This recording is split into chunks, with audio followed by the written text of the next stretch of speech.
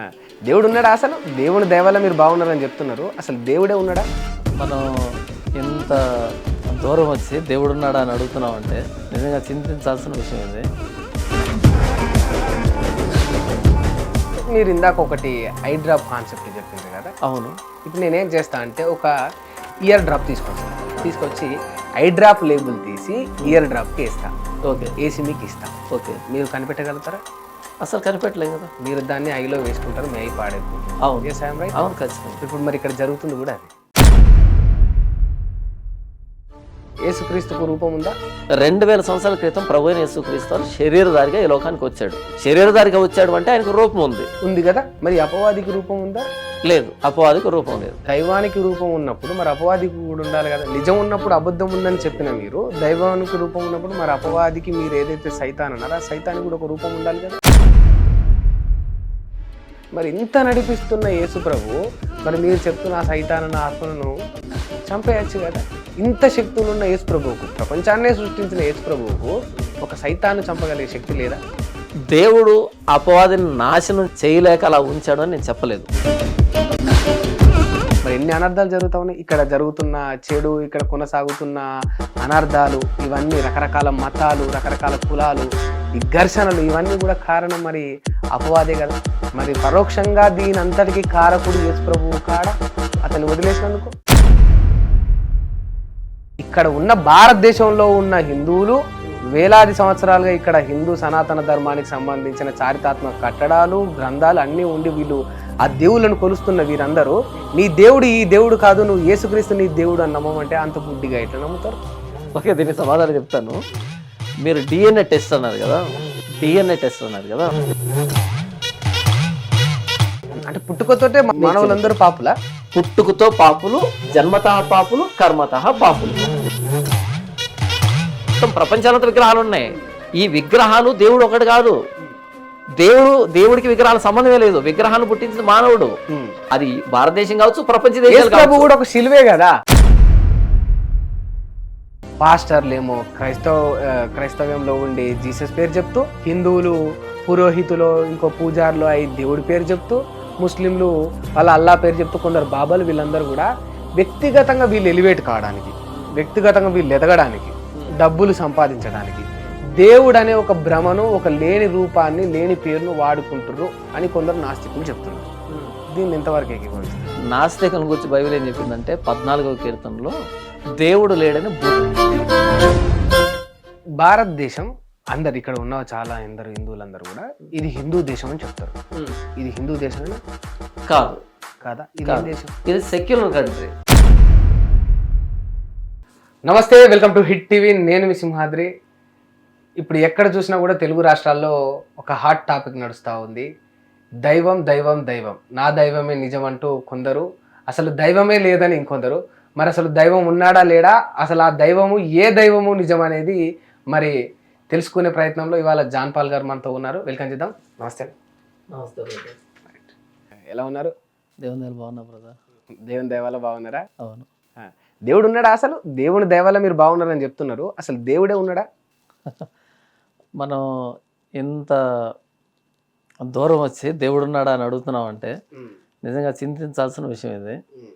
దేవుడు లేకపోతే మనం ఎక్కడ ఉన్నాం? దేవుడు లేకపోతే ఈ సృష్టి ఉనికి, మానవ ఉనికి ఎలా వచ్చింది? ఇప్పుడు ఈ స్టూడియో సెటప్ అంతా ఇంత బాగుంది కదా స్టూడియో సెటప్ అన్నది. దీన్ని ఎవరైనా డిజైన్ చేశారు, లేకపోతే దాని అంతటికి అదే వస్తే మీరు వచ్చి కూర్చున్నారు? మీరే డిజైన్ చేసుకున్నారు.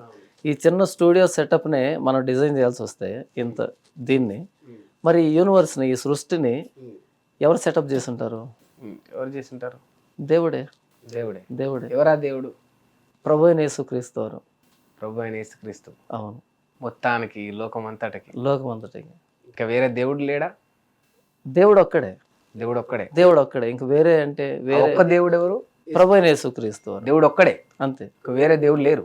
యేసు ప్రభువే దేవుడు అని బైబిల్ చెప్తుంది. అని బైబిల్ చెప్తుంది. అవును. అందుకు మీరు యేసు ప్రభు మాత్రమే దేవుడు అని బిలీవ్ చేస్తున్నారు.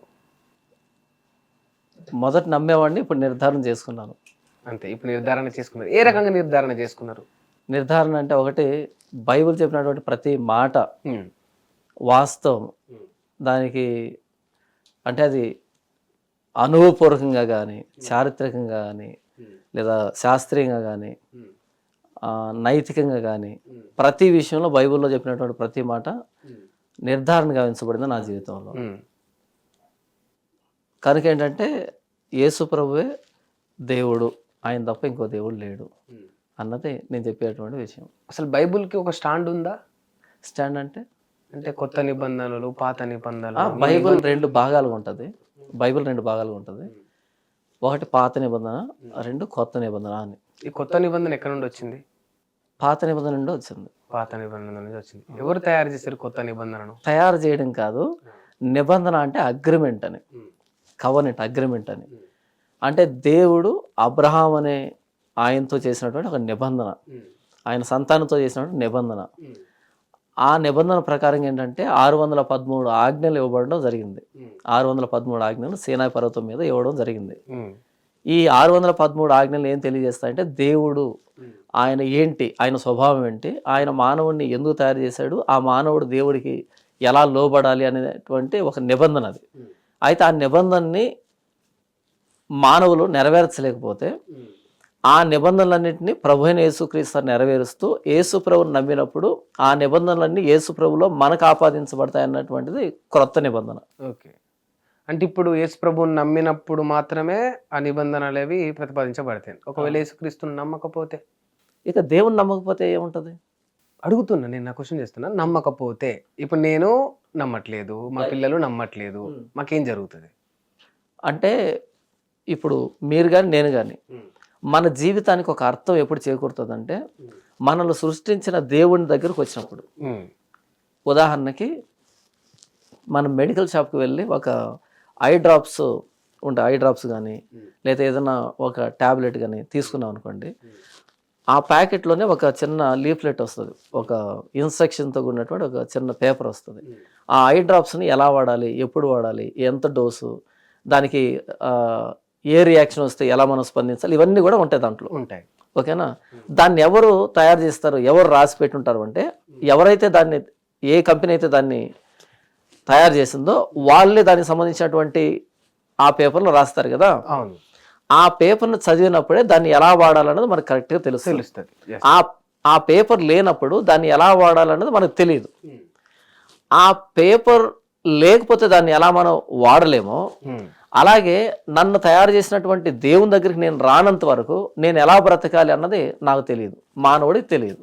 ఓకే, యేసు ప్రభు దగ్గర రాకపోతే ఏంటని మీరు అన్నారు కదా, నేను ప్రారంభంలో చెప్పాను. యేసు ప్రభు సృష్టికర్త అయిన దేవుడు, మానవుని తయారు చేసిన దేవుడు. మానవుడు తనని తయారు చేసిన సృష్టికర్త దగ్గరికి రాకపోతే తనకి జీవితానికి అర్థం ఏంటి, తాను ఎందుకు పుట్టాడు, ఎందుకు మరణిస్తున్నాడు, ఏం చేయాలన్నటువంటి ఈ విషయాలు తెలియదు, ప్రాథమిక విషయాలు తెలియదు. అవి తెలియనప్పుడు మానవుడు మానవుడిలాగా కాకుండా జంతువులాగా ప్రవర్తించడానికి అవకాశం ఉంది. కాబట్టి ఖచ్చితంగా ప్రభు అయిన యేసుక్రీస్తు దగ్గరికి వచ్చినప్పుడే మానవుడికి తాను ఎందుకు పుట్టాడు అనేటువంటి జీవిత పరమార్థం అర్థమవుతుంది. మీరు ఇందాక ఒకటి ఐ డ్రాప్ కాన్సెప్ట్ చెప్పిండ్రు కదా. అవును. ఐ డ్రాప్ కు లేబుల్ ఏదైతే ఉంటుందో ఆ లేబుల్ చదివినప్పుడు మనకు అర్థమవుతుంది. అవును. ఇప్పుడు నేనేం చేస్తా అంటే ఒక ఇయర్ డ్రాప్ తీసుకొస్తా. ఓకే, మీరు ఐ డ్రాప్ చెప్పారు కదా, నేను ఇయర్ డ్రాప్ తీసుకొస్తా. తీసుకొచ్చి ఐ డ్రాప్ లేబుల్ తీసి ఇయర్ డ్రాప్ కి వేస్తా. ఓకే, వేసి మీకు ఇస్తా. ఓకే, మీరు కనిపెట్టగలుగుతారా? అసలు కనిపెట్టలేం కదా. మీరు దాన్ని ఐలో వేసుకుంటారు, మీ ఐ పాడైపోతుంది. అవును, ఖచ్చితంగా. ఇప్పుడు మరి ఇక్కడ జరుగుతుంది కూడా అదే. మీరు లేబుల్ గురించి మాట్లాడుతున్నారు కానీ డ్రాప్స్ గురించి మాట్లాడట్లేదు. ఎందుకు అంటే బై బర్త్ జాన్ పాల్ క్రిస్టియనా? ఓకే, క్రిస్టియనా దీన్ని చెప్పమంటారా? క్రిస్టియనా చెప్తాను.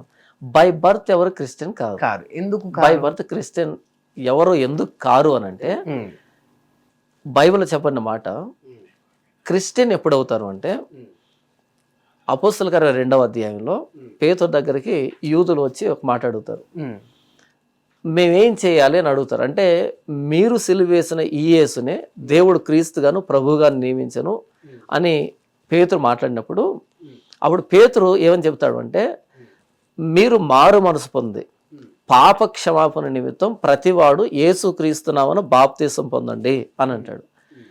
ఎప్పుడు ఒక వ్యక్తి క్రైస్తవుడు అవుతాడు అంటే మారు మనసు, పశ్చాత్తాపం, పాప క్షమాపణ కోసం వేడుతూ ప్రభు అయిన యేసు క్రీస్తు నామములో బాప్తీసం పొందినప్పుడు అప్పుడు ఆ వ్యక్తి క్రైస్తవుడు అవుతాడు.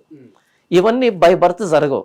ఎందుకు బై బర్త్ ఒక వ్యక్తి ఎందుకు క్రిస్టియన్ మతంలోనే పుట్టకూడదు? ఇప్పుడు హిందూగా ఎందుకు పుట్టిరు, ముస్లింగా ఎందుకు పుట్టిరు? దేవుడు ఒక్కడే అయినప్పుడు ఇన్ని మతాలు ఎందుకు పుట్టినాయి, ఇన్ని కులాలు ఎందుకు పుట్టినాయి? ఓకే, నాకు అర్థమైంది. బై బర్త్ క్రిస్టియన్ మతంలో ఎందుకు పుట్టకూడదని మీరు అన్నారు కదా. మొట్టమొదటిగా ఏంటంటే క్రైస్తవ్యం అనేది మతం కాదు. అది క్రైస్తవ్యం అనేది మతం కాదు. మరి కొందరు మతం అని చెప్పుకుంటారు కదా. ఓకే, అది సెక్యులర్గా వాళ్ళు అలా పిలుచుకోవచ్చు, కానీ అది మతమా కాదా అన్నది బైబిల్ చెప్పాలి. మతం అనేది నమ్మకం, మతం అనేది విశ్వాసం, నమ్మకం లేదా విశ్వాసం. క్రైస్తవ్యం అనేది నమ్మకం కాదు, విశ్వాసం కాదు. అది క్రైస్తవ్యం అనేది నిజం.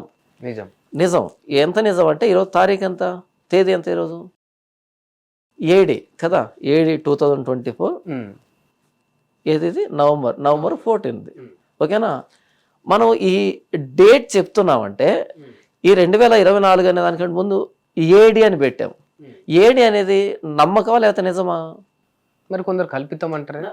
కొందరు వదిలిపెట్టారు, మీరు చెప్పండి. ఏడి లేదా బీసీ అనేటువంటి ఈ రెండు ఇవి నమ్మకమా లేకపోతే నిజమా? ఉన్నాయి, కళ్ళకు కనిపిస్తున్నాయి. చరిత్ర ఇది, అవును, హిస్టరీ. యేసు ప్రభునైనా చరిత్ర. కాబట్టి యేసు ప్రభు నిజం, ఆయన మతం కాదు. కాబట్టి క్రైస్తవ మతం అని మీరు అన్నారు కదా, క్రైస్తవ మతం కాదు, నిజం, చారిత్రాత్మకం. క్రైస్తవం నిజం. నిజం. మరి నిజమే అయినప్పుడు ఈ భూమి మీద మీరు చెప్తున్నట్టు ఇప్పుడు ఏ బీసీ నుంచి ఉన్నప్పుడు ఉన్నాయనుకుంటే యేసుక్రీస్తు, ఈ యొక్క జీసస్ ఇదంతా నిజమే అయితే మరి ముస్లిము, హిందూ, సిక్కు, సాయి అని తర్వాతనే వచ్చి ఉండాలి మీరు అన్న ప్రకారం. మరి నిజమే ఉన్నప్పుడు అబద్ధాలు ఎట్లా పుట్టినాయి? నిజం ఉంది కాబట్టి అబద్ధం పుట్టింది. పుట్టకూడదు. మరొకసారి మామూలు మనుషుల మధ్యలో చెప్తాను. దేవుడికి అపోనెంట్ కి అబద్ధం ఎట్లా పుట్టింది? దాన్ని చెబుతాను. ఆదికాండం అని బైబిల్లో మొదటి పుస్తకం. అది ఆదికాండంలో మొదటి పుస్తకం ఏంటంటే, దేవుడు మానవుడిని తయారు చేసిన తర్వాత, పురుషుణ్ణి స్త్రీని చేసిన తర్వాత దేవుడు వారి వరకు ఒక ఆజ్ఞ ఇచ్చాడు. మీరు ఈ తోట చెట్లలో ఉన్నటువంటి ఏ ఫలాన్ని మీరు తినండి, కానీ ఆ మంచి చెడ్డలా తెలివినిచ్చే వృక్ష ఫలాన్ని మీరు తినకూడదు, తినే దినాన మీరు నిత్యంగా మరణిస్తారు అని దేవుడు చెప్పాడు. ఆ చెప్పినప్పుడు దేవుడు లేనటువంటి సమయంలో అపవాది వచ్చి ఆ మానవులతో చెప్పిన మాట ఏంటంటే, మీరు నా మాట వింటే నేను మిమ్మల్ని దైవములుగా చేస్తాను, దేవుళ్ళుగా చేస్తాను అని చెప్పడం జరిగింది. అబద్ధం చెప్పడం జరిగింది. అంటే ఏం చెప్తుంది ఈ సంఘటన అంటే, దేవుడున్నాడు, దేవునికి వ్యతిరేకంగా పనిచేసేటువంటి దుష్ట శక్తి, బైబిల్ పరిభాషలో అయితే అపవాది, సాతాను ఉన్నాడు. దేవుడు ఆ చెట్టును చూపించి ఆ ఫలాన్ని తిన్నప్పుడు మరణిస్తారు అని చెబితే మానవుడికి, దాన్నే చూపించి అపవాది మీరు ఆ ఫలాన్ని తిన్నప్పుడు మీరు దైవములు అవుతారు, దేవుళ్ళు అవుతారు అనేటువంటి మాట చెప్పడం జరిగింది. అంటే ఒకే ఫలము, ఒకే విషయము, దేవుడిచ్చిన డెఫినేషన్ ఏంటంటే మరణిస్తారు అని, కానీ అపవాది ఇచ్చిన డెఫినేషన్ ఏంటంటే మీరు దేవుళ్ళు అవుతారు అని. కాబట్టి బైబిల్ ఏం చెప్తుందంటే, దేవుడున్నాడు, దేవునికి వ్యతిరేక దిశలో పనిచేస్తున్నటువంటి అపవాది శక్తి ఉంది. మీరు ఏమన్నారు అంటే, నిజం ఉన్నప్పుడు అబద్ధం పట్టకూడదు కదా అని. ఆదికాండం 3వ అధ్యాయం అని చెప్పబడిన మాట ఏంటంటే, దేవునికి వ్యతిరేకంగా పనిచేసేటువంటి శక్తి ఈ లోకంలో ఉంది, దాన్ని అపవాది అంటారు. కనుక దేవుణ్ణి కనుమరుగు చేయడానికి, దేవుని దగ్గరికి మానవుని రాకుండా చేయడానికి ఈ అపవాది ఎప్పుడు నిరంతరాయంగా పనిచేస్తూనే ఉంటాడు. దేవుని నీతికి వ్యతిరేక దిశలో దుర్నీతిని నీతిగా చూపించేటువంటి అపవాది పనిచేస్తున్నాడు. అలా దేవుణ్ణి మానవుడికి కనుమరుగు చేయడానికి కొరింథీయులకు రాసిన 2వ పత్రిక 4వ అధ్యాయం 4వ వచనం నుంచి, క్రీస్తు మహిమ ప్రకాశం వారికి కనబడకుండా నిమిత్తము ఈ యుగ సంబంధమైన దేవత వారి మనోనేత్రములకు గుడ్డితనం కలుగజేసింది అనే మాట వ్రాయబడింది. ప్రభువైన యేసుక్రీస్తు సువార్త ప్రకాశము మానవుడి మీద పడకుండా మానవుడి మనోనేత్రాలకి అపవాది గుడ్డితనం కలిగజేసింది అనే మాట వ్రాయబడింది. కాబట్టి నిజం ఉన్నప్పుడు నిజమే ఉండాలి కదా, అబద్ధం ఉండకూడదు కదా. మీరు అన్నటువంటి మాటకి ఏంటంటే, దేవుణ్ణి కనుమరుగు చేయడానికి అపవాది ఎప్పుడు ప్రయత్నం చేస్తూనే ఉంటుంది. అందులో భాగంగా అపవాది చేసిన పనే ఈ అబద్ధము, ఈ మతాలు, ఈ కులాలు అన్ని అంటారు. అవును, అంతేనా? అవును. యేసుక్రీస్తుకు రూపం ఉందా?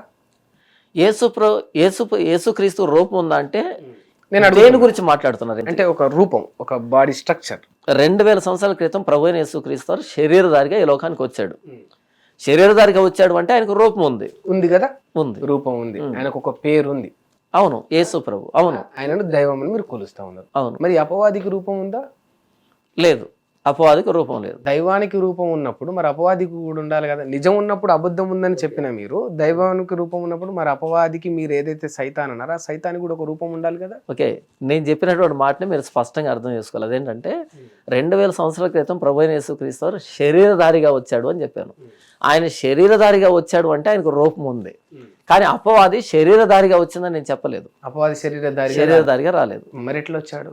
అపవాది ఆత్మరూపిగానే ఉన్నాడు. ఆత్మరూపిగానే ఉన్నాడు. ఆత్మరూపి ఏలయనగా ఇప్పుడు కూడా సర్వైవ్ అవుతుంది. ఏలయనగా మనం పోరాడున్నది శరీరులతో కాదు కానీ ప్రధానులతోనూ అధికారులతోనూ అంధకార సంబంధమైన లోకనాథులతోనూ ఆకాశ మండలమందు దురాత్మల సమూహములతోనూ పోరాడుతున్నామని అపోస్తలుడైన పౌలు మాట్లాడతాడు. ఏలయనగా మనం పోరాడుతున్నది శరీరులతో కాదు. శరీరులతో కాదు అంటే ఆత్మలు, దురాత్మలు అనేటువంటి మాట ప్రయోగం జరిగింది. కాబట్టి ఆత్మలకి రూపం లేదు. 2000 సంవత్సరాల క్రితం ప్రభువైన యేసుక్రీస్తు శరీరధారిగా వచ్చాడు కాబట్టి శరీరానికి రూపం ఉంది. ఆ రూపం ఇప్పుడు మనం గీస్తున్నటువంటి రూపం అయితే కాదు. ఇప్పటికి కూడా యేసు ప్రభు ఉన్నాడు అని మీరు బిలీవ్ చేస్తున్నారు. ఈ సృష్టిని అంతా కూడా యేసు ప్రభువే భూత వర్తమాన భవిష్యత్ కాలంలో ఉండు సర్వాధికారి అయిన దేవుడు ప్రభువైన యేసుక్రీస్తు. ప్రభువే దేవుడు, అన్ని చేసేది ప్రభువే. భూత వర్తమాన భవిష్యత్ కాలంలో ఉండు అన్ని, భూత వర్తమాన భవిష్యత్ కాలం అన్ని. ఓకే, అంటే ఇప్పుడు మనం ఇదంతా నడుస్తుంది, ఈ వ్యవస్థ, ఈ సృష్టి నడుస్తుందన్న దానికి కారకుడు కేవలం ప్రభువైన యేసుక్రీస్తు, కేవలం ప్రభువే. మరి ఇంత నడిపిస్తున్న యేసు ప్రభు మరి మీరు చెప్తున్న ఆ సైతానన్న ఆత్మలను చంపేయచ్చు కదా. ఇంత శక్తులున్న యేసు ప్రభువుకు, ప్రపంచాన్నే సృష్టించిన యేసు ప్రభువుకు ఒక సైతాన్ని చంపగలిగే శక్తి లేదా? నేను ఆదికాండంలో చెప్పింది ఏంటంటే దేవుడు అపవాదిని నాశనం చేయలేక అలా ఉంచాడు అని నేను చెప్పలేదు. దేవునికి వ్యతిరేకంగా పనిచేసే శక్తి ఉంది అని మాత్రం చెప్పాను తప్ప దేవుడు దాన్ని నాశనం చేయలేక అలా ఉండిపోయిందని నేను చెప్పట్లేదు. సరే, ఎందుకు చేయట్లేదు మీరు చెప్పండి. ఎందుకు చేయట్లేదు అంటే, ఇప్పుడు మీ కొడుకుని మీరు స్కూల్లో జాయిన్ చేశారు. స్కూల్లో జాయిన్ చేసిన తర్వాత ఎగ్జామ్స్ ఉంటాయి కదా, పరీక్షలు ఉంటాయి కదా. పరీక్షలు ఉన్నప్పుడు రేపు పరీక్ష అన్నప్పుడు ఈరోజు పిల్లాడు కూర్చొని చదవడం, రాత్రి నిద్ర మేలుకొని చదవడం, తర్వాత రిజల్ట్ కోసం ఆతృత ఎదురు చూడడం, ఈ టెన్షన్ పడ్డం, ఇదంతా మీకు తెలిసే ఉంటుంది కదా. మరి పిల్లాడు ఇంత కష్టపడ్డము, ఇంత మేలుకొని చదవడము, లేకపోతే పరీక్ష రాసి పాస్ అవుతానా ఫెయిల్ అవుతానా, ఇంత వ్యవహారం దేనికి? పరీక్ష లేనటువంటి ఒక స్కూల్లో జాయిన్ చేస్తే సరిపోతుందిగా మీ కొడుకుని, లేదా మన బిడ్డల్ని ఎక్కడైతే పరీక్షలు బెటర్, ఎగ్జామ్స్ బెటరో ఆ స్కూల్లో జాయిన్ చేస్తే సరిపోతుంది కదా. వాడికి జ్ఞానం ఎట్లా వస్తుంది కదా, వాడికి జ్ఞానం ఎలా వస్తుంది? అలాగే మనం జిమ్కి వెళ్ళినప్పుడు మనమే ఫీజు కడతాం, జిమ్ ఫీజు కడతాం కదా, అమౌంట్ కడతాం. అక్కడికి వెళ్ళి ఏసీలో పడుకొని నిద్రపోతాం అంటే లేదు. అక్కడికి వెళ్ళి డంబెల్స్ ఎత్తుతాం, పెద్ద పెద్ద వెయిట్స్ ఎత్తుతాం, పుషప్ చేస్తాం, ఏంటంటే ఎక్సర్సైజ్ చేస్తాం. ఎప్పుడైతే మన మజిల్కి స్ట్రెయిన్ పడుతుందో అప్పుడు ఆ ఫ్యాట్ పోతుంది కదా. ఎప్పుడైతే పిల్లాడికి ఎగ్జామ్ ఉంటుందో వాడికి నాలెడ్జ్ డెవలప్ అవుతుంది కదా. అలాగే అపవాది ఉన్నప్పుడే మనం దేవునికి ఎంత లోబడుతున్నామో తెలుస్తుంది, మనం దేవుని ఎంత ప్రేమిస్తున్నామో తెలుస్తుంది. కనుక దేవుని మనం ప్రేమించాలన్నా, దేవుడికి మనం లోబడాలన్నా, దేవునికి వ్యతిరేకంగా పనిచేస్తున్నటువంటి, దేవుణ్ణి కనబడకుండా ప్రలోభ పెడుతున్నటువంటి ఈ అపవాది ఉన్నప్పుడే ఆయన మనం ఎంత ప్రేమిస్తున్నాం, ఆయనకు మనం ఎంత లోబడుతున్నాం, ఆయన అధికారాన్ని మనం ఎంత గౌరవిస్తున్నాం అన్నది తెలుస్తుంది. అపోజిషన్ ఉన్నప్పుడే అధికార పక్షం అన్నది ప్రభుత్వం బాగా పరిపాలన జరుగుతుంది. ప్రతిపక్షం లేదనుకో, అధికారంలో ఉండేటువంటి ఈ ప్రభుత్వం కూడా సరిగ్గా పనిచేయదు. కాబట్టి అపోజిషన్ ఉండాలి. కానీ ఒక లెక్క ప్రకారం చూసుకుంటే మీరు అన్నట్టు ఒక ఎగ్జామ్ లేని స్కూల్లో నా పిల్లాడికి ఎంత నష్టం జరుగుతుందో నాకు తెలియదు. కానీ ఒక సైతాన్ని చంపకుండా వదిలేయడం వల్ల ఈ వ్యవస్థలో ఎన్ని అనర్థాలు జరిగినాయి అంటారు. ఇప్పుడు మీరు ఇక్కడ జరుగుతున్న చెడుకు, అబద్ధాలకు అన్ని కారణం ఆ సైతాను ఆ రోజు ఆ ఫలాలను తినమని చెప్పడమే కారణం అని మీరు చెప్తా ఉన్నారు కదా. అక్కడ నుంచి మొదలైంది కదా ఇదంతా. మరి ఎన్ని అనర్థాలు జరుగుతూ ఉన్నాయి. ఇక్కడ జరుగుతున్న చెడు, ఇక్కడ కొనసాగుతున్న అనర్థాలు, ఇవన్నీ రకరకాల మతాలు, రకరకాల కులాలు, ఈ ఘర్షణలు, ఇవన్నీ కూడా కారణం మరి అపవాదే కదా. మరి పరోక్షంగా దీని అంతటికి కారకుడు యేసు ప్రభువు కాడా అతన్ని వదిలేసినందుకు? కాదు, నేను మరలా చెప్తున్నాను. అక్కడ ఆ ఫలాన్ని తినమని అపవాది చెప్పినప్పుడు అపవాది ప్రేరేపించింది, కానీ ప్రేరేపణకు లోబడింది మానవుడు. అపవాది తినిపించలే, అపవాది చెప్పింది. దేవుడు చెప్పినటువంటి డెఫినేషన్ని మార్చి చెప్పింది. దానికి మానవుడు లోబడ్డాడు, మానవుడు చేశాడు. అపవాది ప్రేరేపణ ఎంత తప్పో ఆ ప్రేరేపణ లోబడ్డం మానవుడు తప్పు. అయితే అలా తప్పు చేసినటువంటి మానవుడిని దేవుడు అలా వదిలిపెట్టలే. మరలా వారికి దేవుడు వస్త్రాలు తొడిగించి వారిని బయట పంపించాడు, వస్త్రాలు తొడిగించి బయట పంపించాడు. అపవాది ఈరోజు ఎన్ని అనర్థాలకు కారణమవుతుంది, దేవుడు చూస్తున్నట్టుగా ఎందుకున్నాడు, ఇన్ని ఘర్షణలు కానీ, ఇన్ని మతాలు కానీ, ఇన్ని అబద్ధాలు కానీ, ఇన్ని విషయాలు అపవాది ద్వారా జరుగుతున్నాయి కదా, దేవుడు ఎందుకు అపవాదిని ఉంచాడు అని మీరు అంటున్నారు కదా. అపవాదిని ఉంచాడు అన్నది ఎంత వాస్తవమో, ఆ అపవాది చేస్తున్నటువంటి ఈ దారుణాలన్నిటికీ విరుగుడుగా ప్రభువైన యేసుక్రీస్తు శిలువలో ప్రాణం పెట్టాడు. ప్రభువైన యేసుక్రీస్తు ఈ లోకానికి వచ్చి మానవుడి అంతరంగాన్ని రూపాంతరం చెందించడానికి, మానవుడిని నూతన సృష్టిగా చేయడానికి. ఎందుకంటే ఏదైనా తోటలో దేవుడు చేసినటువంటి సృష్టి మానవుడు చెడిపోయాడు కాబట్టి అపవాది మాటలు విని ప్రభువైన యేసుక్రీస్తు ఆ దేవుడే ఈ లోకానికి నరావతారిగా వచ్చి శిలువ మీద ప్రాణం పెట్టడం ద్వారా అదే మానవుని నూతన సృష్టిగా చేశాడు. ఇది సువార్త ఈరోజు ప్రకటించబడుతుంది. మీరు ఏమన్నారు అంటే అపవాది ఇన్ని అనర్థాలు చేస్తున్నప్పుడు దేవుడు ఎందుకు చంపలేదు అంటే, దేవుడు గురి అపవాదిని చంపడం కాదు. దేవుడి గురి ఏంటంటే ఆ రోజు అపవాది ప్రేరేపణకు లోబడిన మానవుణ్ణి అదే మానవుడు అపవాదిని ఓడించేటట్టుగా చేయడం దేవుని ప్రణాళిక. అది ప్రభువైన యేసుక్రీస్తు శిలువ ద్వారా జరిగింది, మానవుడిని నూతన సృష్టిగా చేయడం ద్వారా. మానవులు అది పొందిరా అపవాదిని ఓడించేంత శక్తి. ఎవరైతే ప్రభువైన యేసుక్రీస్తు సువార్తను అంగీకరించి, ప్రభువైన యేసుక్రీస్తుని దేవుడిగా అంగీకరించి ఎవరైతే ఆయనలో నూతన జీవం పొందుతారో వాళ్ళు అపవాదిని గెలుస్తారు, అపవాదిని కాళ్ళ కింద వేసుకొని తొక్కుతారు అని రోమిలు రాసిన పత్రికలో రాయబడింది. లేకపోతే తొక్కలేరు. ఇంకేమైనా అనర్థాలు జరుగుతాయి ఒకవేళ మొక్కపోతే కొలవకపోతే యేసుక్రీస్తును? ఇంకా ఇంతకు మించిన అనర్థం ఏముండదు. మానవుడికి తన జీవితం ఏంటో తనకు అర్థం కాదు. తాను ఎందుకు పుడుతున్నాడు, ఎందుకు చనిపోతున్నాడు, చనిపోయి ఎక్కడికి వెళ్తున్నాడు, పాపం ఏంటో పరిశుద్ధత ఏంటో తెలీదు. అంటే ఇంతకు మించిన అనర్థం ఏంటి? క్రైస్తవంలో లేకపోతే అవి తెలీదు అంతే. క్రైస్తవంలో లేకపోతే కాదు, ప్రభువైన యేసుక్రీస్తు అని అంగీకరించకపోతే, ప్రభువైన యేసుక్రీస్తులో నూతన జీవం పొందకపోతే ఇది మూర్ఖం అనిపించట్లేదా మీకు? అంటే నన్నే మొక్కాలే, నన్ను మొక్కకపోతే నీ జీవితానికి అర్థమే లేదు, నీ జీవితానికి నువ్వు ఎండు తెలుసుకోలేవు అంటే ఇది ఒక మూర్ఖము, అన్యాయము అని మీకు అనిపించట్లేదా? Very good. ఇప్పుడు నేను ఒక ప్రశ్న అడుగుతూ మీరు సమాధానం చెప్పాలి. మీకు పిల్లలు ఉన్నారా? లేరు. మీకు పిల్లలు పుట్టిన తర్వాత మీ కొడుకు మిమ్మల్ని మాత్రమే నాన్న అనాలా, లేకపోతే మిమ్మల్ని కాకుండా ఇంకెవరిని నాన్న అన్నా సరే మీరు అంగీకరించగలుగుతారా? ఉదార స్వభావం, పెద్ద మనసు చేసుకొని నా కొడుకు నేనే కంట కనుక నన్నే నాన్న అనాలి. ఇందులో మూర్ఖత్వం లేదు కదా? లేదు కదా. మీరు మీ పిల్లాడికి జన్మనిచ్చారు కాబట్టి ఆ బిడ్డ మిమ్మల్ని మాత్రమే నాన్న అనడం మూర్ఖత్వం ఎలా కాదో నేను ప్రారంభంలో చెప్పాను. ఈ సృష్టి అంతటిని చేసింది ప్రభువైన యేసుక్రీస్తు అన్నప్పుడు దేవుని చేత సృష్టించబడిన మానవుడు తిరిగి ఆయన్ని దేవుడు అనడం మూర్ఖత్వం ఎందుకు అవుతుంది? ఎందుకైతుంది అంటే ఇప్పుడు నా కొడుకే వీడు నన్నే నాన్న అనడానికి నా దగ్గర ప్రూఫ్ ఏముంటది అంటే నేను DNA రిపోర్ట్ తీసుకొని వస్తాను. ఓకే, ఇక్కడ ఉన్న భారతదేశంలో ఉన్న హిందువులు వేలాది సంవత్సరాలుగా ఇక్కడ హిందూ సనాతన ధర్మానికి సంబంధించిన చారిత్రాత్మక కట్టడాలు, గ్రంథాలు అన్నీ ఉండి వీళ్ళు ఆ దేవుళ్ళను కొలుస్తున్న వీరందరూ నీ దేవుడు ఈ దేవుడు కాదు, నువ్వు యేసుక్రీస్తు నీ దేవుడు అని నమ్మమంటే అంత గుడ్డిగా ఎట్లా నమ్ముతారు? ఓకే, దీనికి సమాధానం చెప్తాను. మీరు DNA టెస్ట్ అన్నారు కదా, DNA టెస్ట్ అన్నారు కదా, బైబిల్ ఒక మాట రాయబడింది, నీతిమంతులు లేడు ఒక్కడు లేడు అని. నీతిమంతులు లేడు ఒక్కడు లేడు, ఏ భేదము లేదు, అందరూ పాపం చేసి దేవుడు అనుగ్రహించే మహిమను పొందలేకపోతున్నారు అని.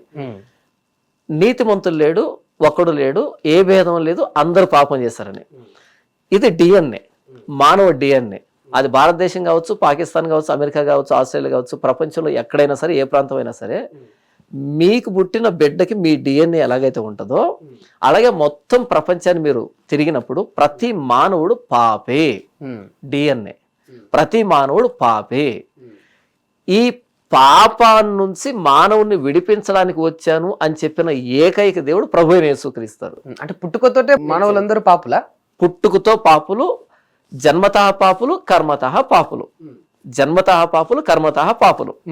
కాబట్టి ఏంటంటే మీ DNA మీ బిడ్డకి ఎలా వస్తుందో అలాగే ప్రపంచ మానవులందరికీ, వాళ్ళు ఏ మతం కానీ, ఏ కులం కానీ, ఏ ప్రాంతం కానీ, ఏ దేశం కానీ, ఏ కాలం కానీ, ప్రతి మానవుడు పాపి, ఏ భేదం లేదు, అందరూ పాపం చేసి దేవుడు అనుగ్రహించమని పొందలేకపోతున్నారు. నీతిమంతులు ఒక్కడు లేడు. ప్రభువైన యేసుక్రీస్తు ఎందుకు ఈ లోకానికి వచ్చాడు అంటే పాపులను రక్షించుటకు. ఒకవేళ భారతదేశంలో పాపులు లేకపోతే కనుక భారతదేశం ప్రభువైన యేసుక్రీస్తు అక్కర్లేదు. లేదు భారతదేశంలో మేము పాపులమి అని అంటే గనక ఖచ్చితంగా ప్రభువైన యేసుక్రీస్తు భారతదేశం కూడా దేవుడే. ఈ ప్రపంచంలో మీరు ఎక్కడైనా వెళ్ళండి, మాలో పాపం లేదు అని చెప్పేవాడేవాడు ఈ ప్రపంచంలో లేడు. కాబట్టి ప్రతి మానవుల్లో పాపం అనే DNA ఉంది. కాబట్టి ఆ పాపం నుంచి మానవుని విడిపించడానికి ప్రభువైన యేసుక్రీస్తు మాత్రమే లోకానికి వచ్చాడు. కాబట్టి శిలువలో ప్రాణం పెట్టాడు. కాబట్టి ఖచ్చితంగా మానవుడికి దేవుడు ఆయనే. అది భారతదేశం కావచ్చు, పాకిస్తాన్ కావచ్చు, ఎవరైనా కావచ్చు. గ్రంథాలు ఏముంది, ఎన్నైనా రాసుకోవచ్చు. అంటే పుట్టిన బిడ్డకు పాపాన్ని అంటిస్తలేరా మీరు? అన్యం పుణ్యం తెలియని ఒక పుట్టిన పసిబిడ్డకు పాపాన్ని అంటిస్తలేరా? ఓకే, ఈ మాటల ద్వారా. ఓకే, అన్యం పుణ్యం తెలియనటువంటి బిడ్డకి పాపాన్ని ఆపాదిస్తలేరా అని అంటున్నారు కదా. నాన్నకి అమ్మకి ఇరువురికి HIV ఉంది. నాన్నకి అమ్మకి ఇరువురికి HIV ఉంది.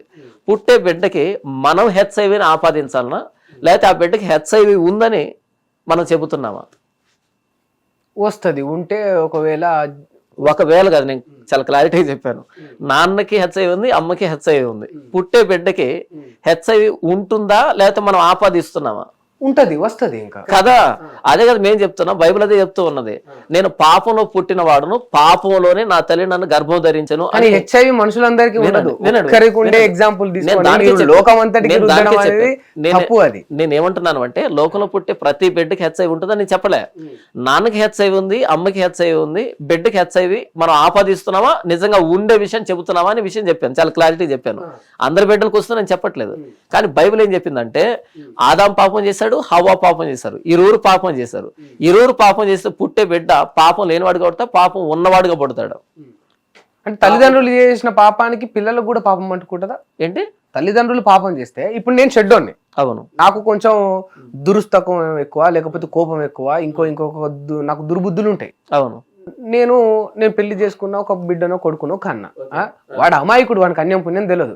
సరే నేను చేసిన తప్పులు నా బిడ్డ చేయొద్దు, నా కొడుకు చేయొద్దు అని చెప్పేసి వాళ్ళని మంచిగా పెంచిన నేను. వాళ్ళు బడికి పోయారు, సత్ప్రవర్తన నేర్చుకున్నారు, అంతా బాగానే ఉంది. ఇప్పుడు వాళ్ళు కూడా పాపులే అవుతారా?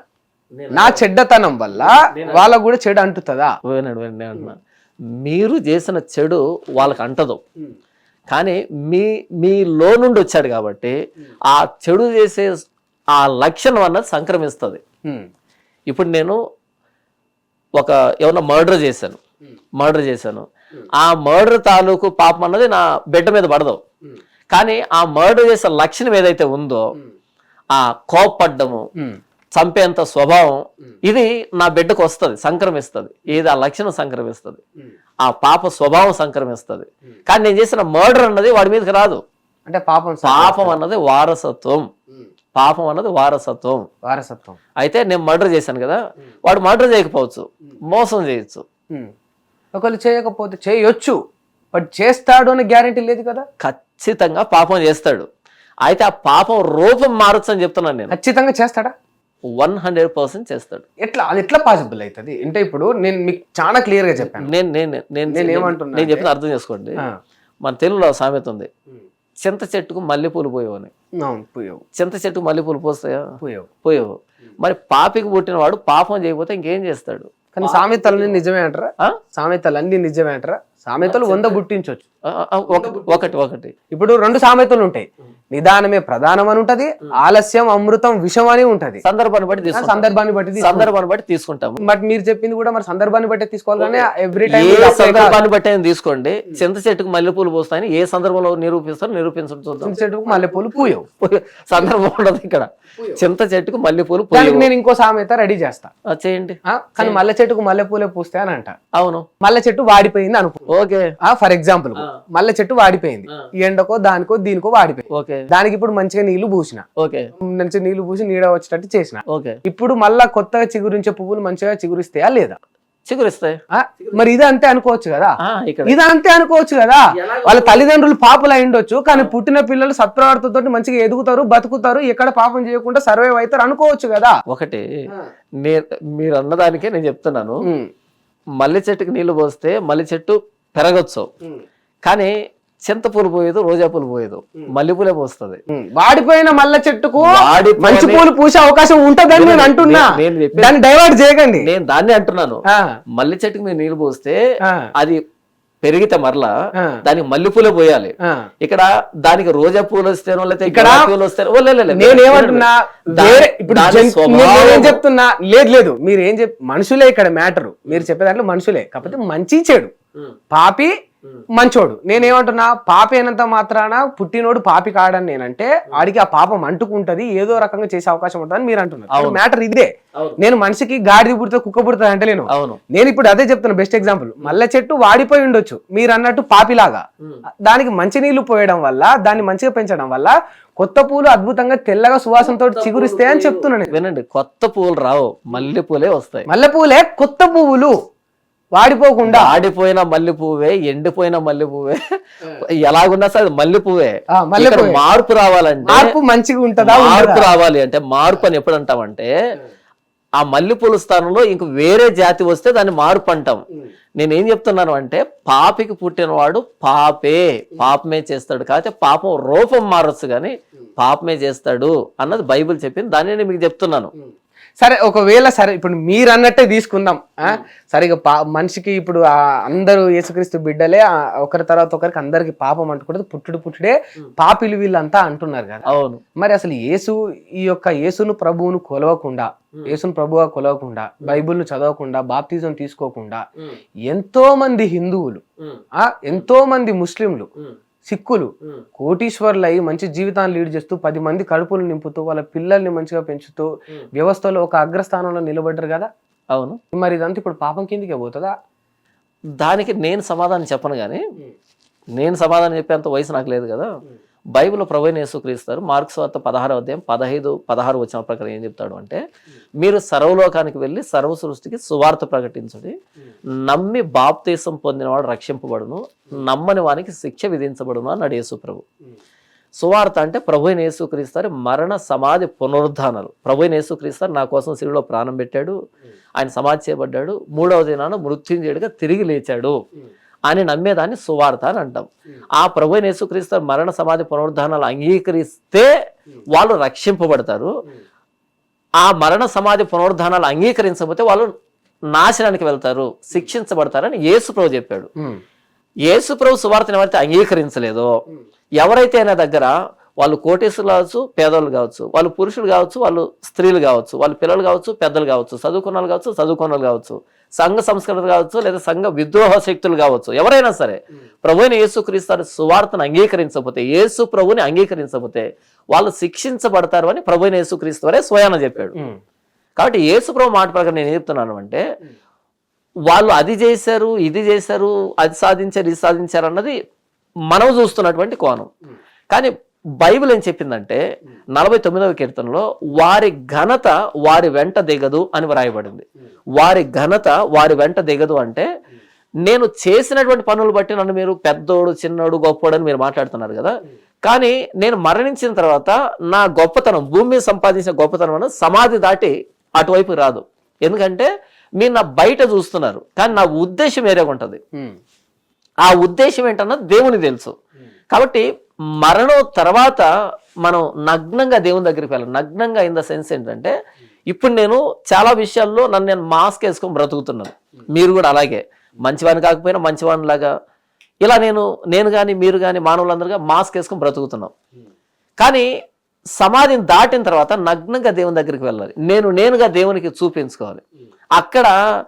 ఇక్కడ మీరు ఏదైతే చెప్పారో కోటీశ్వరులుగా సమాజానికి అది చేశారు, ఇది చేశారు, మీరు ఏదైతే అంటున్నారో అవన్నీ అక్కడికి రావు. అవన్నీ మాస్క్, అంతే, జస్ట్ మాస్క్లు అవన్నీ.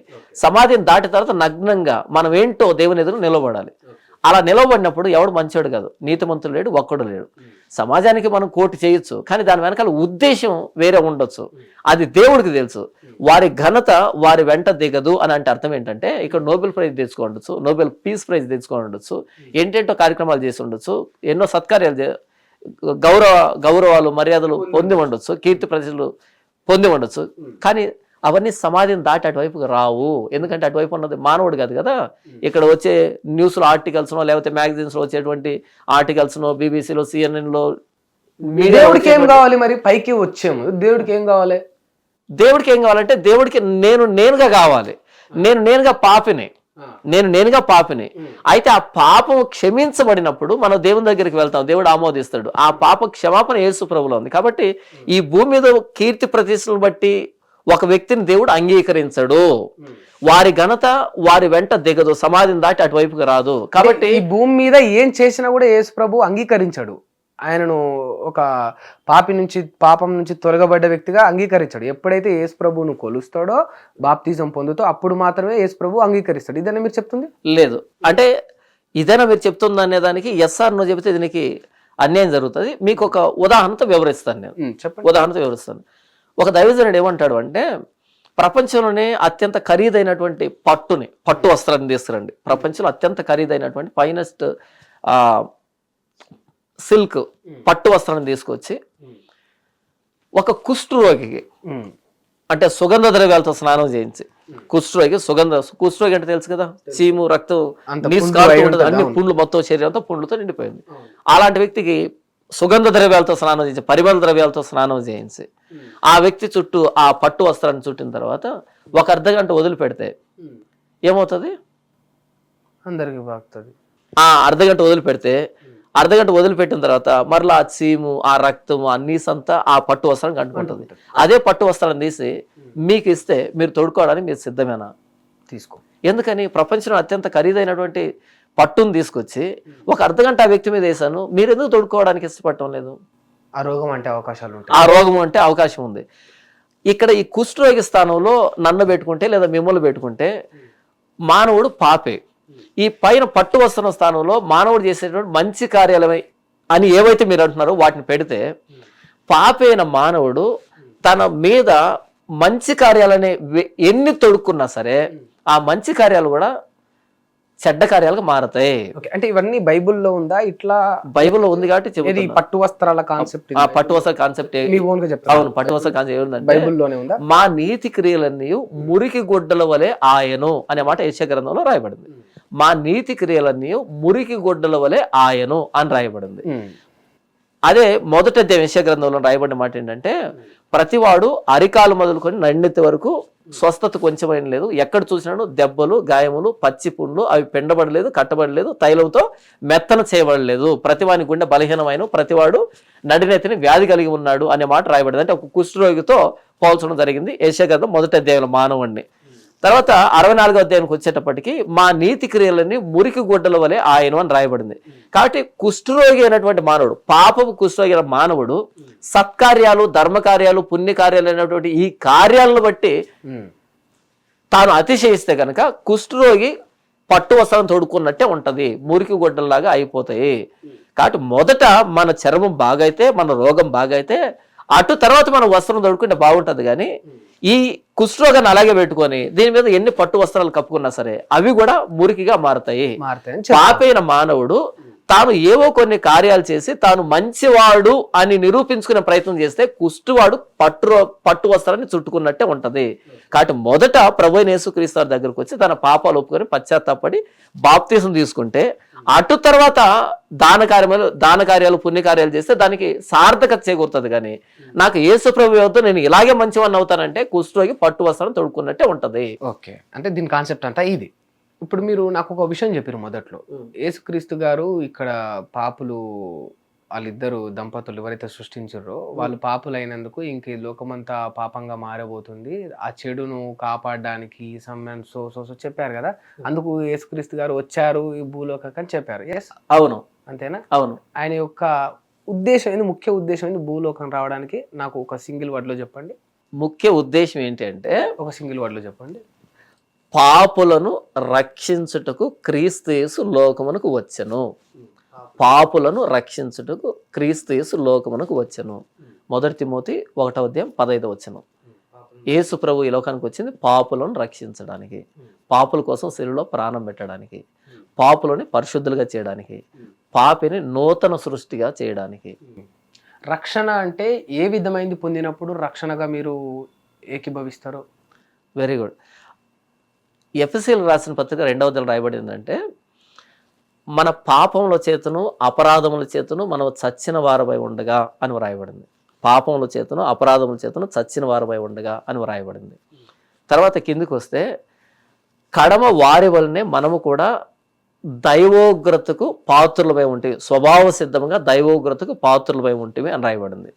పాపాలు చేసినవాడు, అపరాధం చేసినవాడు స్వభావ సిద్ధంగా దైవోగ్రతకు పాత్రుడు, దేవుని ఉగ్రతకు పాత్రుడు. దేవుని ఉగ్రత అంటే కోపానికి పాత్రుడు.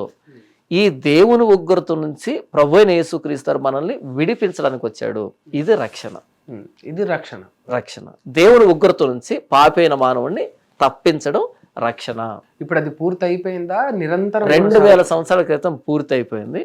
అయితే ఆ ప్రభువైన యేసుక్రీస్తు దగ్గరికి వచ్చి మారు మనసు, పశ్చాత్తాపం, బాప్తిసం ద్వారా అంగీకరించినంత వరకు ఆ రక్షణ మనకు ఆపాదించబడదు. ఓకే, అప్పటి వరకు ఆపాదించబడదు. ఇంతవరకు బాగానే ఉంది. ఇప్పుడు యేసుక్రీస్తు గారికి కేవలం ఈ వ్యక్తి భూలోకం మీదకి వెళ్ళిన తర్వాత తిరిగి చనిపోయి వచ్చేటప్పటికి నన్ను మొక్కుతూ నన్ను ఆరాధిస్తూ పైకి వచ్చినప్పుడు మీరు పరలోకం అంటారు కదా, ఆ పరలోకంలోకి అప్పుడు మాత్రమే రాబడతాడని యేసుక్రీస్తు గారు చెప్తారు. అంతేనా? బైబిల్ చెప్తుంది. ఆ బైబిల్ ఏం చెప్తుందంటే యేసు ప్రభువుని అంగీకరిస్తే రక్షణ, యేసు ప్రభువుని అంగీకరించకపోతే శిక్ష అని బైబిల్ చెప్తుంది. అవును, ఇంతవరకు బాగుంది. ఇప్పుడు యేసుక్రీస్తును నమ్మకపోతే శిక్ష వేస్తారు, రైట్? ఏ రకంగా ఇది సమంజసం? నేను ఇప్పటికే చెప్పాను. ఏ రకంగా యేసుక్రీస్తును నమ్మకపోతే శిక్ష వేయడం సమంజసం? ఒక దేవుడిగా ఒక మనిషికి నీ అనుగ్రహంతో పుట్టినరు, వాళ్ళ నుంచి ఇదంతా మొదలైంది. నీ అనుగ్రహంతో పుట్టిన వాడికి నిన్ను కొలవనంత మాత్రాన, నిన్ను మొక్కనంత మాత్రాన పాపిగా సృష్టించి శిక్ష వేయడం ఎంతవరకు సమంజసం? Very good. నేను తిరిగి మిమ్మల్ని ప్రశ్న అడుగుతాను. ఒక వ్యక్తికి హార్ట్లో బ్లాక్స్ వచ్చాయి, ఆ రక్తనాళాల్లో బ్లాక్స్ వచ్చాయి. ఇప్పుడు డాక్టర్ ఏం చెప్పాడు అంటే అర్జెంటుగా బైపాస్ సర్జరీ చేయాలి అని చెప్పాడు. ఉదాహరణకి మీకే హార్ట్లో బ్లాక్స్ వచ్చాయి, డాక్టర్ అన్నాడు అర్జెంటుగా బైపాస్ సర్జరీ చేయాలన్నాడు. అప్పుడు మీరు తిరిగి అడిగారు బైపాస్ సర్జరీ చేసుకోకపోతే వేరే దారి లేదా అని. ఆయన అన్నాడు అస్సలు దారి లేదు, ఎంత సాధ్యమైతే అంత తొందరగా బైపాస్ సర్జరీ చేయాలన్నాడు. అప్పుడు మీరు తిరిగి అంటున్నారు ఈ బ్లాక్స్ పోవడానికి బైపాస్ సర్జరీ ఒక్కటే అని మీరు చెబుతున్నారు, ఇది ఎంతవరకు సమంజసం అని అన్నారు అనుకోండి, భవిష్యత్తు ఎలా ఉంటుంది? బైపాస్ సర్జరీ నాకు కళ్ళకు కనిపిస్తుంది, బైపాస్ సర్జరీ గురించి నాకు తెలుసు, దాని డాక్టర్లు కనిపెట్టిన టెక్నాలజీ, అది ప్రూవ్డ్. ఓకే, అది ప్రూవ్డ్, కళ్ళకు కనిపెట్టింది. అది చేసుకోకపోతే ఆ క్షణానికి నేను చనిపోతా. బట్ ఇప్పుడు యేసు ప్రభువును మొక్కకపోతే నేను చనిపోతున్నా? 10 మంది కడుపు నింపుతా, నేను నెలకు 1,00,000 రూపాయలు సంపాదిస్తున్నా, నా ఇంటికి ఇస్తున్నా, మా అవ్వని చాపుతున్నా, అయ్యని చాపుతున్నా, I'm leading my good life. But మీరు చెప్తున్నది మాత్రం అబద్ధం. అంటే దానికి మీరు ప్రూవ్ చేయలేరు.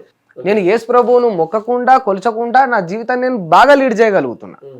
బట్ మీరు చెప్తున్నది మాత్రం ఎక్కడ ఉంది? ఓకే, మీరు నేను చెప్పిన దాన్ని పూర్తిగా అపార్థం చేస్తున్నారు. మీరు అడిగిన ప్రశ్న ఏంటంటే యేసు ప్రభువును నమ్మకపోతేనే, అంటే యేసు ప్రభువును నమ్మితేనే రక్షణ, నమ్మకపోతే శిక్ష అనడం ఎంతవరకు సమంజసం అని మీరు అన్నారు. నేను దానికి సమాధానం చెప్పాను.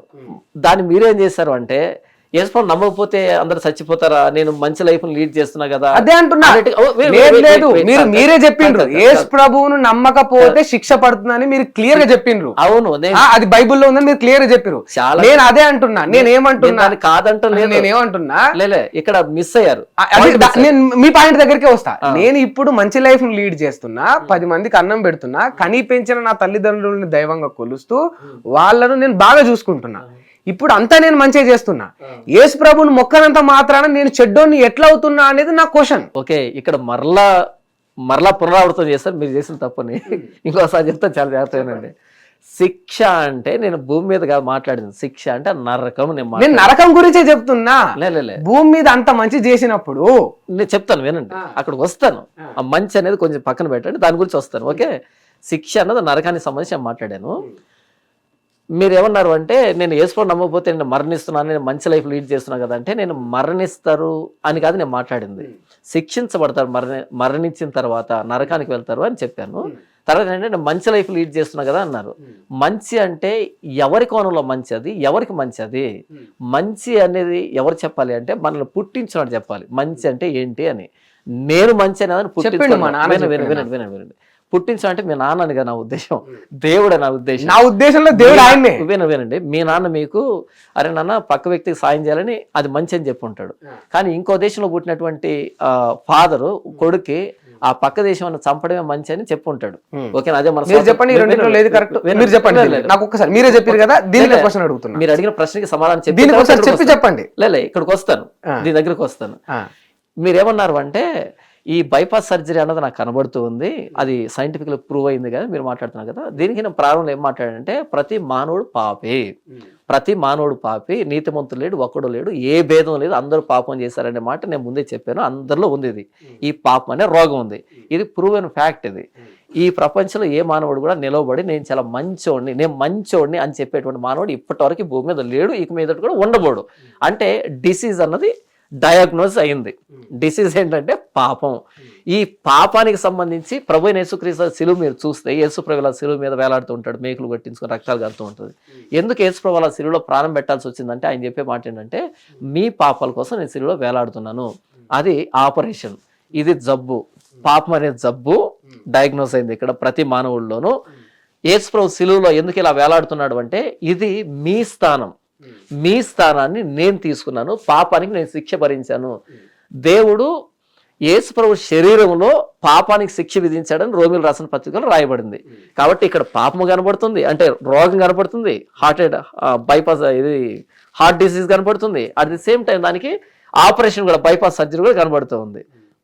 ఇది హిస్టారికలీ ప్రూవెన్ ఫ్యాక్ట్. ఇది మీరు ఎలాగైతే సైంటిఫిక్ ప్రూవ్ అన్నారో బైపాస్ సర్జరీని, అలా హిస్టారికల్గా ప్రూవ్ అయింది. అలాగే స్పిరిచువాలిటీని మనం చూసినప్పుడు ప్రూవ్ అయినటువంటి ఫ్యాక్ట్ ఇది. స్పిరిచువాలిటీలోనే కదా మన పాపం ప్రాయశ్చిత్తం కనపడుతుంది. ఇది పాపం అయితే అది ప్రాయశ్చిత్తం, కాబట్టి ఇది ప్రూవ్ అయింది. మీరు ఎలాగైతే బైపాస్ సర్జరీని నమ్ముతున్నారు, నేను కూడా ప్రభు యేసుక్రీస్తు శిలువను అంగీకరిస్తున్నాను. ప్రతి ఒక్కరు కూడా స్పిరిచువాలిటీ గురించి కొంచెం అవగాహన ఎవరికైనా అంగీకరించాల్సిన విషయం ఇది. ఇకపోతే మంచి విషయానికి వస్తాను. మంచి అన్నది ఏంటంటే ఏమంటారు, సబ్జెక్టివ్ కాదు మంచి అనేది, ఆబ్జెక్టివ్. అది సబ్జెక్టివ్ కాదు, ఆబ్జెక్టివ్. ఇప్పుడు ఈ ప్రపంచంలో కొన్ని వందల సంఖ్యలో దేశాలు ఉన్నాయి. ఒక్కో దేశానికి ఒక మంచి ఉంది, ఒక్కో దేశానికి ఒక మంచి ఉంది. లేదా ఒక్కో వ్యక్తికి ఒక మంచి ఉంటుంది.